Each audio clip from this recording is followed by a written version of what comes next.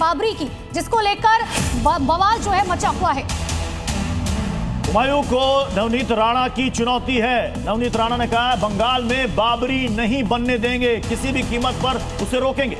बाबर के नाम पर कुछ नहीं बनेगा, ये साफ तौर पर नवनीत राणा की तरफ से कहा गया। उन्होंने कहा कि राम जी के नाम की ईंट को मैं वहां लेकर जाऊंगी। दरअसल मुर्शिदाबाद में बाबरी की नींव डाली जा चुकी है और उसके लिए फंड भी जुटाना शुरू हो चुका है। लगभग 3 करोड़ से ज्यादा का फंड अब तक जुट चुका है। नवनीत राणा पूर्व सांसद, इनका कहना है कि मैं राम जी के नाम का ईंट लेकर जाऊंगी, वहां पर बाबरी नहीं बनने दूंगी। हालांकि जिस वक्त हुमायूं कबीर की तरफ से नींव रखी गई, उसके बाद तमाम साधु संतों ने भी नाराजगी जाहिर की थी और साफ तौर पर कहा था कि बाबर के नाम पर एक भी मस्जिद वहां पर बर्दाश्त नहीं की जा सकती। और अब नवनीत राणा का यह बयान, ये भी हिंदुस्तान है, ये अभी पाकिस्तान नहीं हुआ है। पाकिस्तान में और बाहर के देशों में जहाँ पे ये बोलते हैं कि हमारे इतने कंट्रियों में इस्लामिक कंट्रियां हैं, वहां पे एक रोड इनके नाम का नहीं है, बाबर के नाम का नहीं, बाबर के बाप के नाम का भी नहीं है। सिर्फ हिंदुस्तान में इनके नामों की मस्जिदें और रोड और स्मारक बनाए गए हैं। तो इन्होंने ये याद रखना चाहिए कि अपनी मर्यादा में रहें। और बाबर का बाप भी ऊपर से नीचे आ गया, तो बाबरी वेस्ट बंगाल में इस बार बनेगी नहीं। तो बाबरी पर गिरिराज सिंह का बड़ा बयान सामने आया। उन्होंने कहा बाबरी को साफ कर देंगे, बंगाल में भी अयोध्या की तरह ही होगा। बीजेपी सरकार आने पर बाबरी को साफ कर देंगे, ये बयान सामने आया गिरिराज सिंह का। बाबरी मस्जिद का शिलान्यास हो रहा है, ये आक्रांताओं के नाम पे हो रहा है।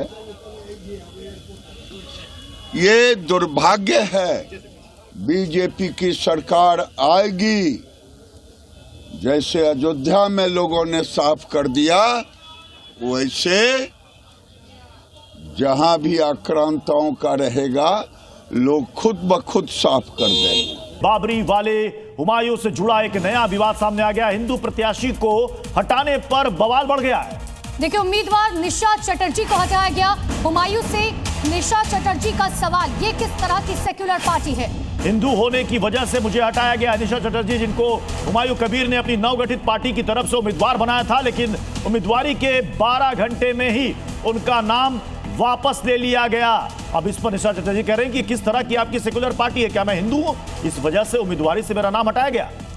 तो हुमायूं कबीर, जिन्होंने बाबरी मस्जिद की नींव रखी थी, अब एक और उनका ये विवाद। ये निशा चटर्जी की आपको तस्वीर भी दिखा रखे हैं।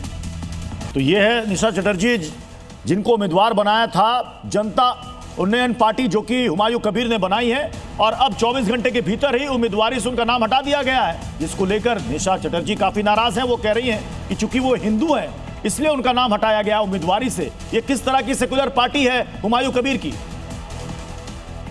तो पार्टी का ऐलान किया गया तो 8 उम्मीदवारों के नाम उस वक्त घोषित किए गए। हम आपको डिटेल में बताते हैं।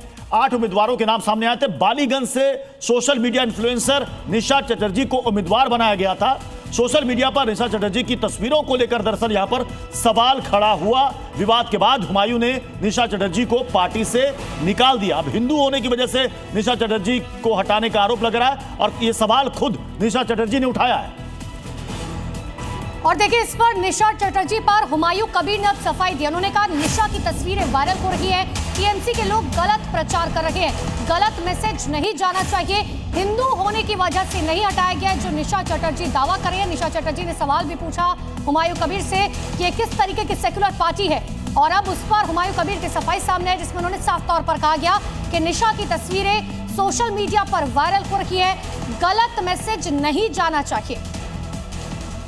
আইটি সেলে বা বিভিন্ন রকম অনলাইনে যেসব ছবি ভাইরাল হয়েছে, তাতে আমার মনে হয়েছে যে বিধানসভার মতো পবিত্র জায়গায় পাঠানোর জন্য বা আইন প্রণয়নকারী সদস্য হিসাবে আমি 1 সপ্তাহের মধ্যে বালিগঞ্জের ফ্লেক্স নাম